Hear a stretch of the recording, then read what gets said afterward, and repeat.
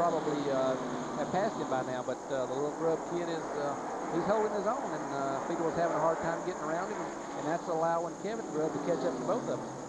Speedway seems to be just a little bit stronger in the corners. The turns here at South Boston Bank 12 degrees, then a 360-foot straightaway on both the front and back stretch. 0.4 of a mile around this racetrack. And Wayne Grubb, as we said, knows it well, having been a regular here in the late model division for a couple of seasons. See Tim give him a little bump down there in 3 and 4 the last time around. I think Tim's letting him know that he's ready to go now. That's got to be an uncomfortable feeling for the youngster Grubb. It is when you got a veteran behind you pushing you like that. You want to hold your own. You want to stay out there and to show people that you can run up front with these guys. But you got a veteran behind you who's just pushing you, and you know it makes it tough on you. It's very unnerving at times. You may be wondering about pit stops here. Because of the tightness of pit road, we will have scheduled pit stops at lap 100 and lap 200. The drivers really seem to like this format. And they'll have 5 laps in which they can be in the pits and make changes and not lose any position on the racetrack. It's all for safety. You know, come in, you can change tires, fill up with fuel, and just, you know, you can take your time that way. The guys on pit road that do work on the cars, they, you know, don't have to worry about cars coming in at speed and parking 3 wide and, you know, taking a chance on getting run over, so they just... There you see the power on that straightaway for Grubb, and Speedway can get up alongside him in the corners, but then Grubb on the straightaway will just pull right away from him. Yeah, well, what Tim's doing, he's running a low groove there, trying to get underneath him and coming off the corner. The higher you are, I don't mean way up against the wall, but Grubb is about a car width higher than what he is, and he's keeping his RPMs up off the corner, and that's the reason he's pulling away. There you see Kevin Grubb running back in 4th position. For more on that, let's go to Glenn Jarrett. Well, yeah, I was just going to say, Mike, while they're battling, while Tim and Wayne Grubb are battling there, that has allowed Kevin to catch up with them. They're really using up a lot of racetrack, and Wayne's trying to keep Tim from getting under him, but he just can't seem to do it. Meanwhile, that's letting Kevin come up through the field, pull right up into, he'll be into this fray in just a minute. He actually won more races in late model stock division at this racetrack last year than Wayne did, so both those Grubb boys got a lot of experience on this racetrack. Meanwhile, Tim Speedway's crew chief told him to back up. We got a lot of racing left. Told him to take it easy. Well, he's anything but taking it easy right now. And between them, the Grubbs won 9 times at this racetrack a year ago. I think we might get a little double teaming before this is over. Well, brothers are hanging together. Yeah, if I was Tim, I'd try to put a little more pressure on him without trying to hit him, you know, anything like that. He needs to get around him. And because the other guys are catching up with him, he is faster. So he better hurry up. He's going to be right in the middle of a Grubb sandwich here pretty soon. I like that. Meanwhile, Dale Jr. is just really ripping the field while the battle for 2nd place. And I think this is doing nothing but helping Dale Jr. up ahead. Absolutely. You know, the more the guys battle behind him back there, you know, he's in clear traffic, and those guys are fighting it outside the side, and he's able to pull away. And Tim Speedway now in 2nd place. I think it was only a matter of time with the experience that Speedway has. Here up front, as you see Dale Jr. lapping cars now, and a big surprise here, getting ready to put Mike Dillon in the 72 a lap down. And that's a big surprise this early in the race, lap 72. That is a surprise. Mike's usually very strong on the short tracks. They must not have found the handle tonight, but can't take anything away from Tony Eury. He's got the Earnhardt car set up just perfect, and he'll just take his time. You know, one thing about that is if you got a car that good and you're that far ahead, it's almost scary if you're the driver, because you're just wondering. I was going to ask you, Larry, you had to sometime in your career have a car like Dale Earnhardt has here. Yeah, I did it one time in 1986 in Georgia at New Georgia Speedway down there. We just built a brand new race car and didn't go test or anything, just took it down there. And we just, come on, run your line, run your line. We just happened to have hit it right. Come on, that's it. Clear, clear, clear. And like I said, it's almost scary. You're sitting there, you're so far ahead. Let's go now. Dig. Time for our field standing update, brought to you by Napa. Napa Auto Parts. At Napa, we keep America running. You take a look back at the field and find your favorite driver. some of them about to go a lap down, as we said, from Dale Earnhardt. Mike Dillon just goes a lap down. Next in line is Hermie Sadler, who is a track favorite here. And Hermie Sadler really expected to do well at this racetrack tonight. I know he has to be disappointed a bit with his run early. Yeah, he is. Hermie went down in 1 and 2 a while ago and got up a little too high. He had to get out the back off a lot, and that's what really slowed him down. That's how Earnhardt caught up so and fast. You're looking through the back of Hermie Sadler's car. We're watching him as Dale Earnhardt is right on his bumper. Bill Parsons also about to go a lap down. Boy, Hermie doing everything he can to keep Little E from putting him down a lap. He's driving hard to stay, stop from going a lap down. Come on, be smooth now, smooth with the gas, come on. Earnhardt, he just needs to take his time. That was the spotter you heard of Hermie Sadler encouraging him, trying to keep him going. The battle for fourth place, owned right now by David Green, someone we haven't talked about. There you see Jeff Purvis. Wayne Grubb is falling back a bit. Wayne Grubb is back in fourth place, and here comes Purvis trying to gain another position on the racetrack. Randy LaJoie also in your picture in car 74. We'll hear from him before this night is over. Randy's a very smart race driver. He's just taking his time, picking them off one by one. When he can get a clear shot at them, he'll go ahead and pass them. Jeff Purvis now up into fifth place. That is the battle for fifth place. Wayne Grubb falls back into sixth. And the man they're all chasing, he's on a rail tonight, Dale Earnhardt Jr., the points leader. Can he keep it up? We'll see in a moment.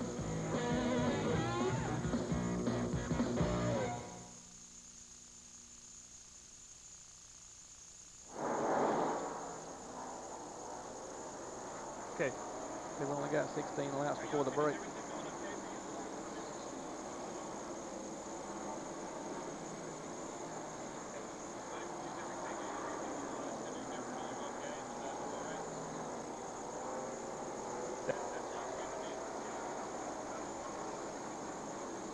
We're next.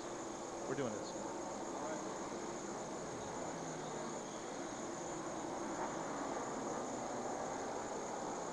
To the Director of Branding and Promotions. Brand Marketing at Lycos, right? Can we get Matt Kenseth at all in there?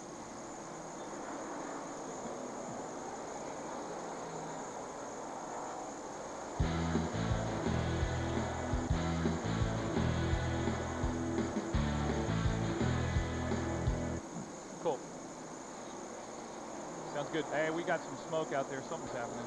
Yes, Ed Barrett's coming out the exhaust pipe there. Okay. We've only got 12 laps to the break. Yeah, that's right.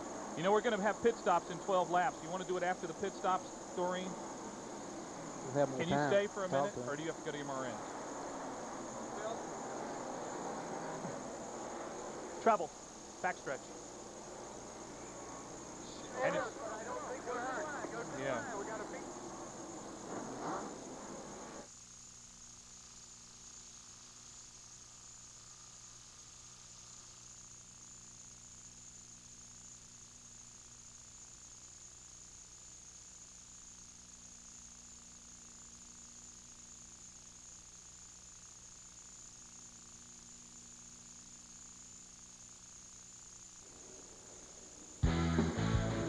The Lycos.com 300, presented by Valleydale Foods, is brought to you by the more than 2,000 AutoZone stores across America. AutoZone, the best parts in auto parts.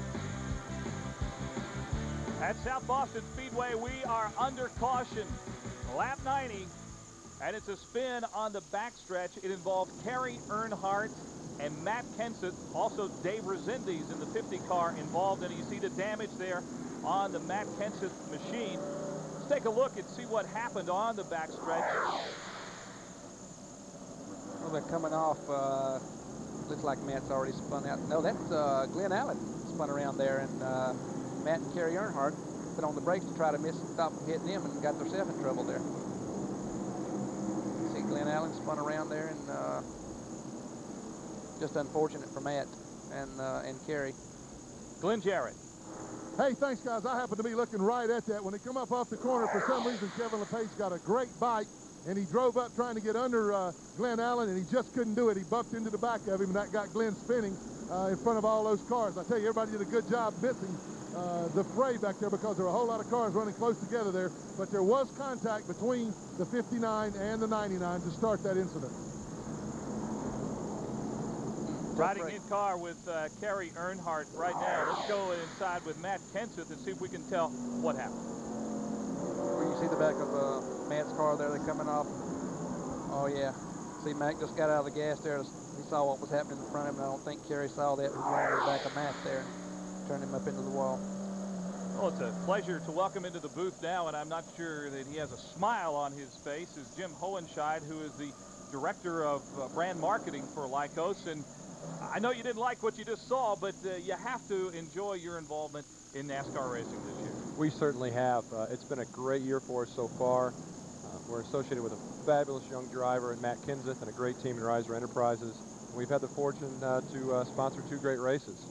Well, Matt Kenseth had a tough spin right there, and you can see the look in his eyes. He's not happy. But he is second in the points. He's had a great year, and it's something that certainly has excited your company. It certainly has. It's turned Lycos into a group of racing fans in our office outside Boston, and they've joined the legion of other racing fans who are following Busch Grand National. And you believe this Busch Grand National Series across the country, it is growing by leaps and bounds, it seems, almost with every race. It certainly has. We get emails and letters every day thanking us for sponsoring Matt, and racing fans telling us they're enjoying using our product, and when they're on the internet, coming to Lycos.com for search, navigation, and all the other products and services we offer. Well, Jim, thanks for stopping by. We'll let you go back and enjoy the rest of this race now, and hope that your driver can get back up there a little bit. And again, you're also the sponsor for the race tonight, Lycos.com 300. Thanks again. Thank you. Good to have you with us. Jim Hohenscheid is with us tonight. Dale Earnhardt is our leader. We are under caution at lap 94 in South Boston. We'll be back. More racing in a moment.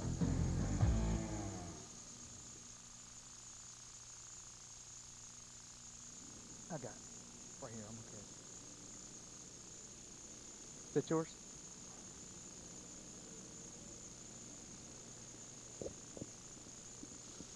He got caught up in somebody else's mess there. Did he?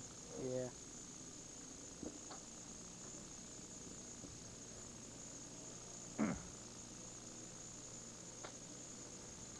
Resendez has been in 2 of those now. He got what? He didn't have anything to do with it. He's trying to earn himself a ride here, Exactly. and he's overdriving that thing. Yep, you're right. But he's done that his whole career. That's why. Yeah. Okay. Coming back, we're going to start having pit stops here in a few minutes. You know that.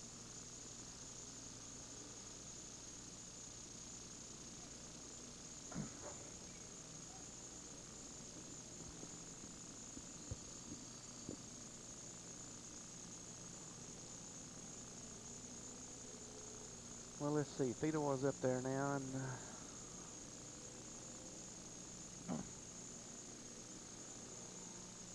Cool.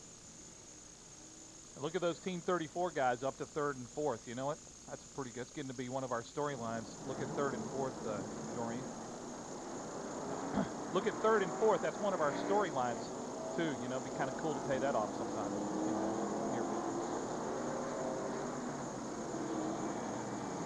Cool.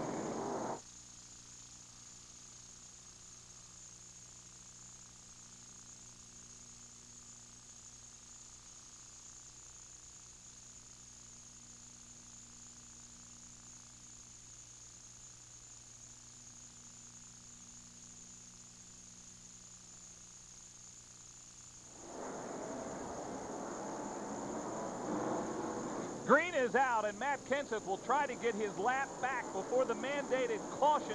Only 2 laps away, and again, Dale Earnhardt Jr. with a fantastic restart. Kenseth cannot do it. Let's watch this battle. yeah, it gives Matt and Kerry Earnhardt jockeying for position, trying to be the first car up there and try to get their lap back. Like you said, we've got a caution coming out here in 1 lap, and they wanted to be the first one to try to get up there and get that lap back. but I don't think Matt can do it. Matt cannot do it again. He began the night 6 points behind Dale Earnhardt Jr. There is smoke coming out of the Ed Barrier car 77. He spun. He has been having some problems last couple of laps. Caution is out, but it would have come out anyway. This is lap 100, and as we told you, because of the tightness of pit road, this will be a chance for the teams to come down on pit road and service the cars and still maintain their position on the racetrack. Yeah, going into turn 3 here, just piled up there, and you know, like a chain reaction type deal. But like you said, he's got a motor problem developing. He's been sweating just a little bit throughout the race there. It's a good thing that the caution did come out. I think he's still on the same lap, did he not? I believe he is at the tail end of the field, but as you can see, there is still some smoke coming out of that 77 machine. Ed Barrier, who was the winner at Hickory earlier this season, having a tough time of it here tonight at South Boston. Again, the pit road is open, and I believe we'll see everybody coming down on pit road here. They have 5 laps to complete service and to get back out on the racetrack in the same position. Let's go to Glenn Jarrett. And Dale Earnhardt Jr. is slowly bringing the AC Delco Chevrolet in. I asked Tony Ure if they were going to change much. Dale Jr. said the racetrack's getting a little tighter, so they're going to try to free the car up a little bit with air pressure. Randy LaJoie, meanwhile, is pitted right in front of Earnhardt. LaJoie's car has gotten a lot tighter. They went up a couple rounds on the track bar, and they went up with air pressure all the way around. Mike McLaughlin, in the meanwhile, he's also reporting tight. They're going to make a track bar adjustment on him. How about you, Matt? Well, Glenn, Matt Kenseth had hoped to make it to lap 100. His worst fears, though, came to fruition. He got a lap down. They're going to make a 4-tire stop. He was loose off, so they made some air pressure adjustments. Mike McLaughlin was also reporting loose. Tim Fedua, his car was tight. They're going to make some air pressure adjustments, and they're working inside their grill work on the 33. Also, the 36 car, David Green, they're going to take a half a pound of air pressure out of the right front and the left rear. He was tight in the center of the corner and even tighter off. Also, for the 37 car of Mark Green, they're going to put a full spring rubber in the right rear. And also, the 33 car, as we mentioned, they are making some minor adjustments. Now let's go back upstairs.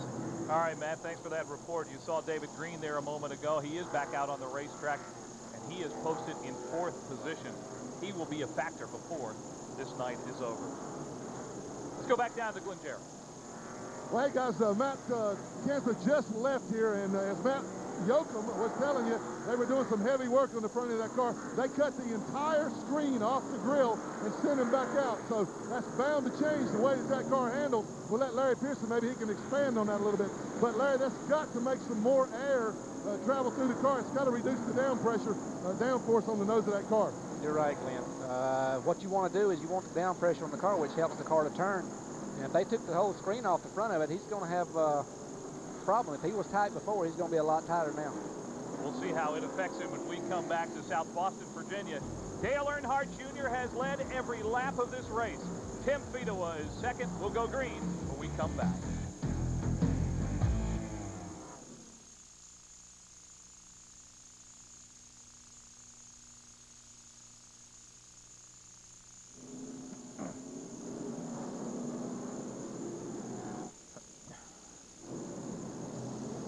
Yes.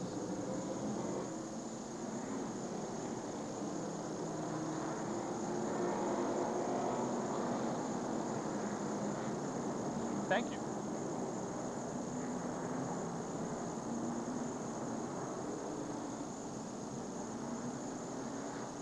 What? Yeah.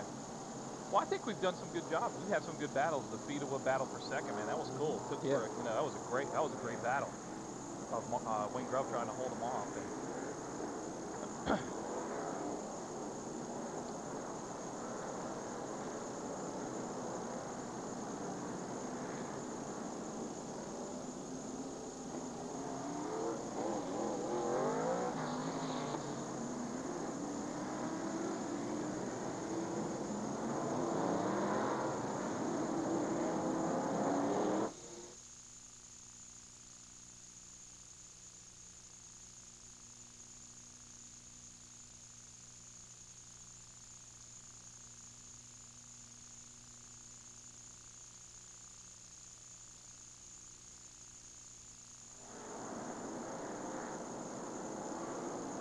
Welcome back to South Boston, Virginia. We're ready to go green again, and let's watch Dale Earnhardt Jr.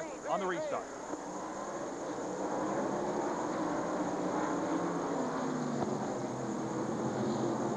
Matt Kenseth in the 17 is one lap down. Trying to get up to Earnhardt to get that lap back, and as we told you, they're ripping the grill screen off.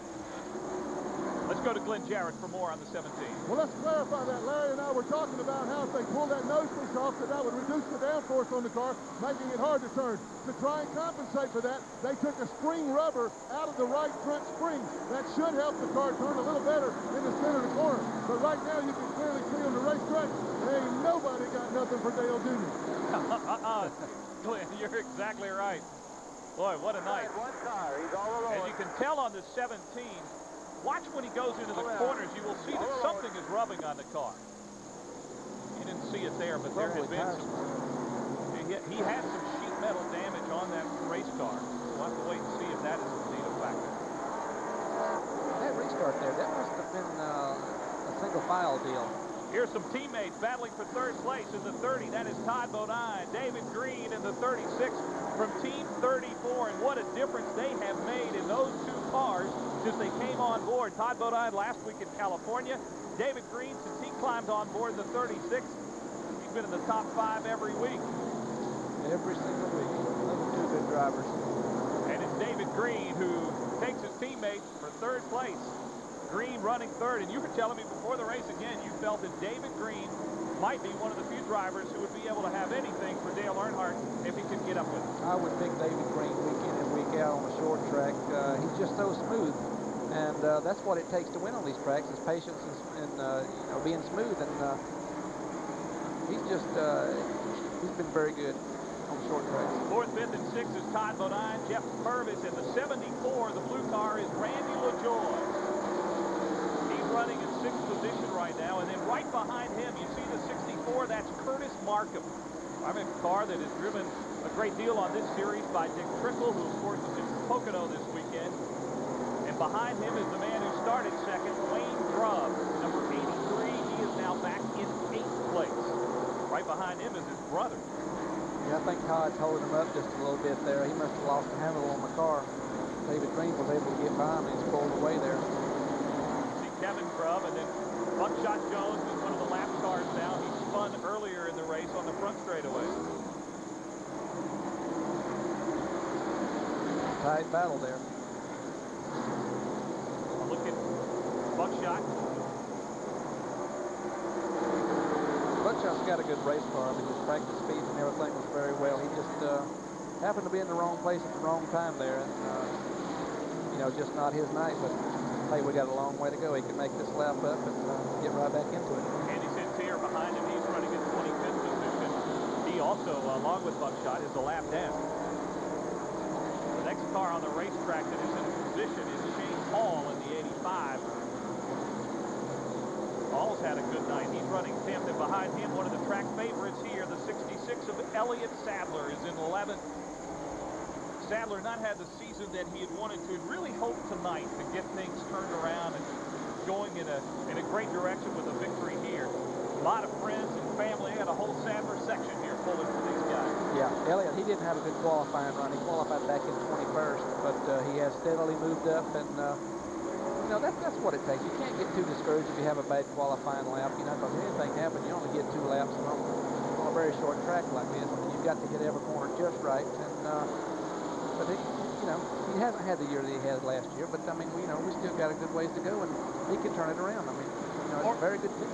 More on the 66. Let's go down to Matt Yoakum. Well, Mike, Elliott Sadler, the hometown hero here in the South Boston, Southern Virginia area, has moved up 10 spots from 21st to 11th. He was reporting in before that caution on lap 100, but his car was pretty loose off the corners. They adjusted with air pressure. He says the car is pretty good now, and now we're good for the next 100 laps, where now we hope to make a run to the front. We'll keep our eye out on the 66 of Elliott Sadler. You're looking to the onboard camera of Shane Hall. You see that Sadler is putting plenty of pressure on him for that 10th spot. Putting a lot of pressure on Shane there. Shane's from Greenville down there, but you know where I live down next to Spartanburg, and he got some sponsorship help, you partner for Big A Auto Parts, and he's run very well. He's had some strong runs this year. Shane Hall in the 85. Behind them is an interesting story. Mike McLaughlin has moved up to 12th. He's another one who had a bad qualifying run. Here we're looking back through the field here. NASCAR timing and scoring presented by MCI. You check out where your favorite driver stands in the race. Mike McLaughlin in the 34, as we were saying, is now up to 12th. Behind him, Elton Sawyer, another one who runs well at this racetrack. The longer they run, the veterans, they start sneaking up toward the front of the pack, except for the leader of the race, which is Will Earnhardt. But you know, the veterans that have the seat time and experienced drivers, they start creeping up toward the front before the race is over with. Dale Earnhardt Jr. lapping one car after the other. What a night he is having here in South Boston. You see back to the 32, that's the machine of Jason Jarrett. For more on that, let's go to Uncle Glenn. Hey, thanks, Mike. And it's a report I didn't want to have to make. Jason had a great car early in the race. He ran in the top 10 through the first 60 or 70 laps. Suddenly, the car slowed right before halftime. He lost a lap. When he came in for the halftime break, the engine was almost out of power. The alternator had quit on the car. They had to change the battery. He's back out there now, but he lost many, many laps. That's a tough break. He had a pretty good race car tonight. Speaking of tough breaks, how about Elton Sawyer, who's had a great run in the points? He's down on pit road right now.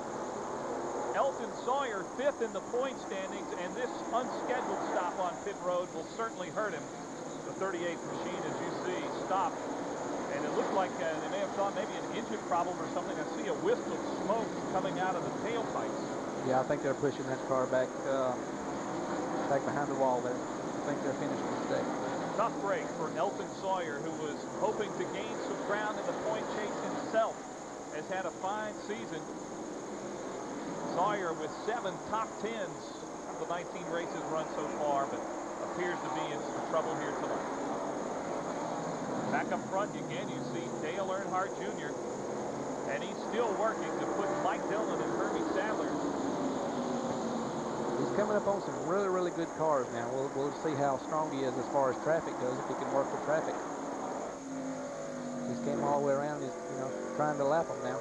This is from the back bumper of Hermie Sadler. And there is pressure being put on by Mike Dillon, who's desperately trying to stay in front of the race leader, Dale Earnhardt.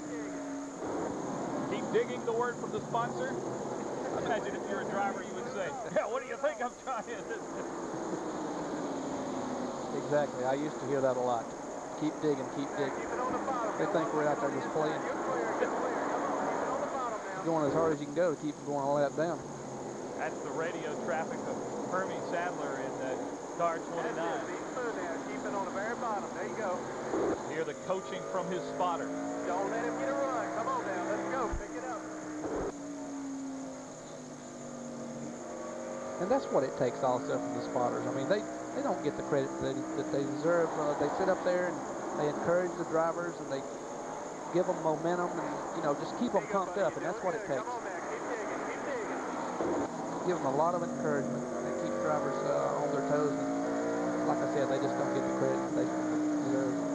I'll give some credit to Hermie Sadler right now. He's doing a pretty good job staying out in front of these guys. Keep it on the bottom. Yes, he is. Easy in, hard off. Easy in and hard off. There you go. Keep digging. Much easier said than done. That it is, especially if you got a car that feels good. You tend to overdrive it getting in, but you know, you got to keep a level head. We gotta go. Keep digging now. Do it. We saw Elton Sawyer on pit road a moment ago. Let's get an update now from Glenn Jarrett. Well, guys, when they pushed the car by, I knew immediately what was wrong. I smelled that smell. I smelled rear end grease. Elton, tough break. You had a pretty good race car. Yeah, I thought we did. You know, passing's awful tough. And second short, tight race this year, we burned up a gear.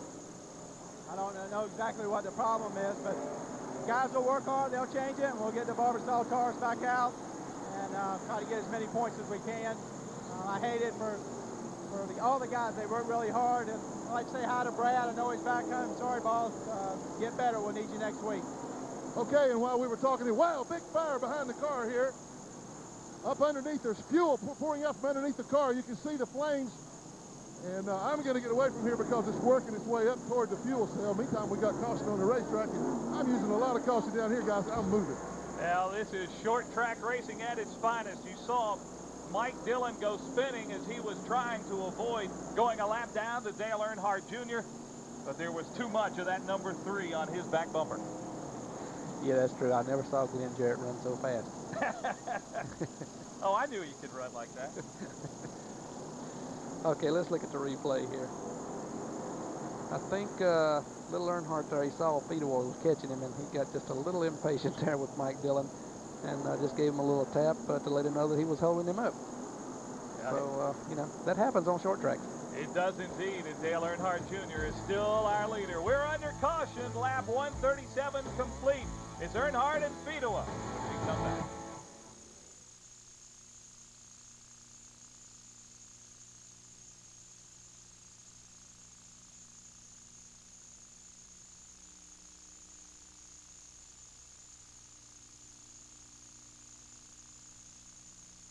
Yeah, I hear you.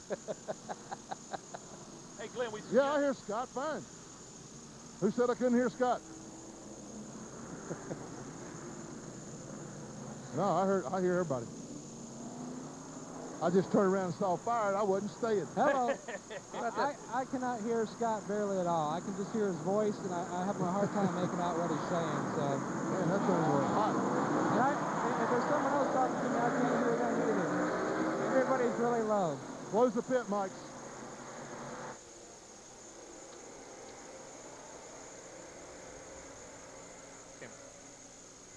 You got it.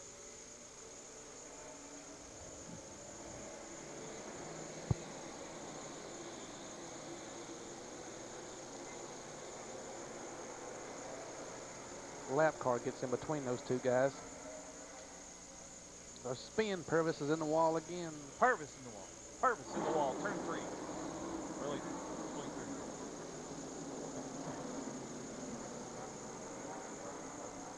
I don't know that anybody hit him. I think he just got loose getting in there.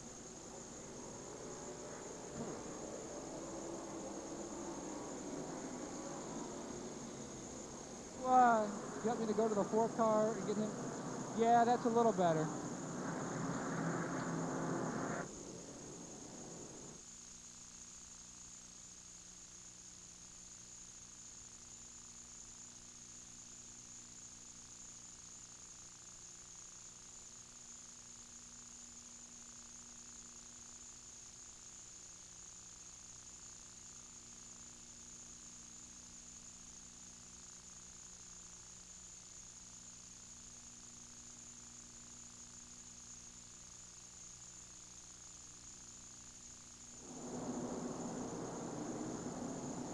Welcome back to South Boston, Virginia. Mike Hogwood and Larry Pearson with you. Glenn Jarrett and Matt Yoakum down on pit road. And you see the 4 car of Jeff Purvis. He put it in the wall between turns 3 and 4. Not a happy night.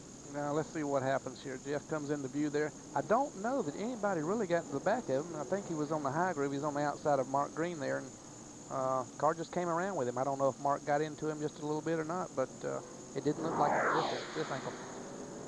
Out on pit road, Jeff Purvis is there, and he's back out on the track, but heavy damage on the car. Let's go to Matt Yoakum.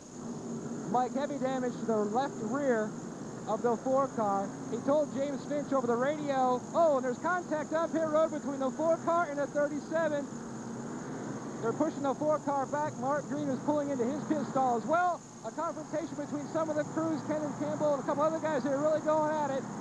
Very upset about this confrontation between the 2 cars.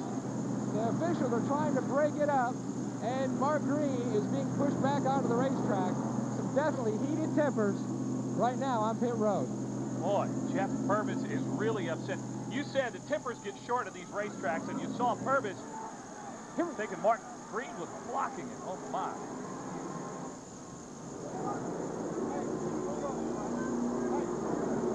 Johnny Allen trying to calm down.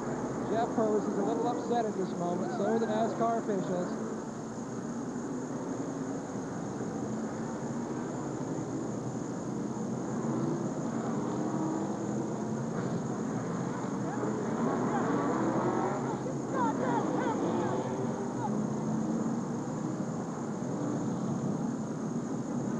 boy, the competition is fierce, the racing is close, and it gets intense. And, I don't understand that. I really didn't see. I mean, they looked like they were side by side. I mean, Mark could have pushed him up just a little bit, but I didn't really see anything to cause all that. I mean, I don't, you know, like I said, we're up here, and I don't know what happened there. Let's take a look again, and we'll see what happened when Purvis came into the pits. It was pretty obvious that he was not happy at all with the driver of that 37, Mark Green. Yeah, let's take a look at it here. See Jeff, the rear end tore up. He comes in behind Mark and gives him a little shove there, and then it broke loose from here. I told you at the start of the show we're going to have tempers flaring. It's one of those deals there that that's a pretty ugly deal there. Well, hopefully nobody got hurt. Let's hope tempers calm and we get back to some good, clean racing here on the racetrack in a moment. Jeff Purvis obviously upset. That car ran so well here a year ago. Dale Shaw. Yeah, well, Purvis, he had a good car tonight. I mean, he had a good car at Myrtle Beach, and he got into trouble up there and messed the car up a little bit. And tonight he had a good car, and the car got messed up again. So, I mean, you can understand his frustration, but, you know, again, I really didn't see anything to cause that. And, Kenneth Campbell's a pretty big fella. I don't know if he really wanted to mess with that anyway. 147 laps are complete at South Boston in the Lycos.com 300. Dale Earnhardt Jr. has led every lap of this race.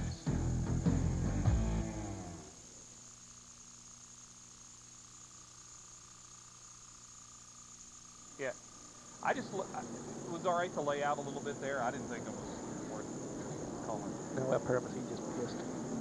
I ain't about to do that, man. He was running good at Myrtle Beach and crashed the car there. He's just frustrated. He's frustrated with himself. That's what it is. He'd get penalized for that. He should.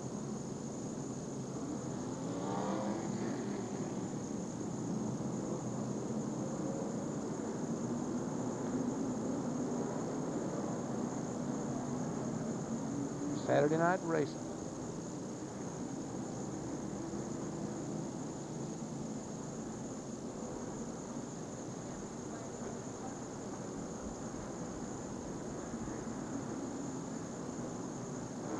Hey, where's Matt? Did he get involved in the middle of that? Did you get hit? Hey, Matt, get hit down there? No figure four leg locks or pile drivers, but I did see some leaps off the upper rope. Man, that was something. That's great. Was that Carroll down there in the middle of all that?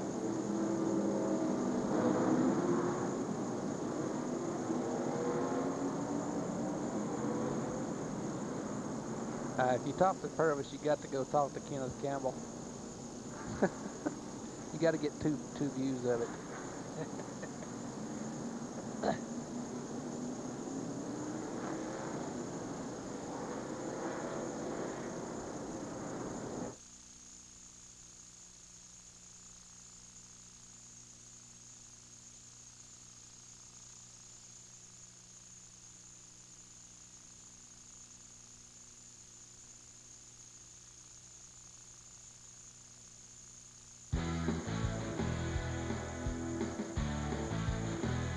The Lycos.com 300, presented by Valleydale Foods, is